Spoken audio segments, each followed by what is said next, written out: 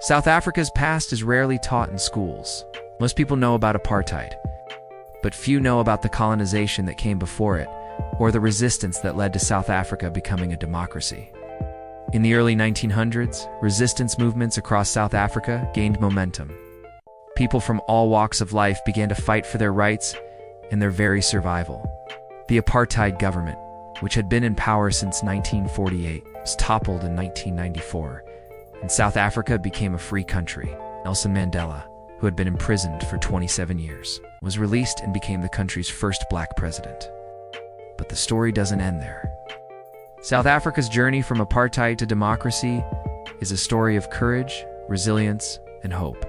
It's a story that needs to be told and retold until we understand the roots of the present. Mandela's government made significant strides in improving the lives of black South Africans, but the legacy of apartheid continues to cast a long shadow over the country. South Africa remains one of the most unequal countries in the world, and today, many black South Africans still face discrimination and violence. Despite these challenges, South Africa's rich cultural heritage continues to thrive. Music, art, and literature play an important role in giving voice to the voiceless and promoting social justice. The story of South Africa is a reminder that the struggle for freedom and equality is never easy. But with courage, determination, and a commitment to justice, we can overcome even the darkest chapters of our history. From the 1650s, European colonization of South Africa began, which led to conflict with the indigenous people. The Dutch, Portuguese, and British all fought for control of the land, and the indigenous people were pushed further and further away from their traditional lands. In the 19th century, the British Empire took control of South Africa and began to exploit its natural resources and cheap labor. This exploitation led to the rise of Afrikaner nationalism and the eventual victory of the National Party in the 1948 election.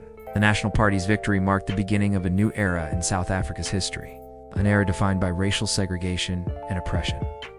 Apartheid literally means separation in Afrikaans, the language of South Africa's white minority.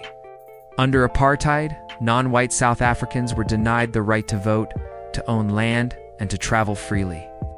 They were also subjected to a system of racial classification that determined their access to education, housing, and other public facilities. The severity of these restrictions varied over time and across different population groups. For example, the right to vote was taken away from black South Africans in the early 1900s, and they were also banned from owning land outside of certain areas. This was done in order to keep black South Africans in the workforce and prevent them from gaining too much power.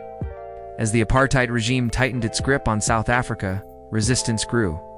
By the 1980s, protests against apartheid were taking place all over the country. In 1990, the government began to dismantle apartheid, and in 1994, South Africa held its first multiracial elections. Nelson Mandela, who had been imprisoned for 27 years, was released and became South Africa's first black president.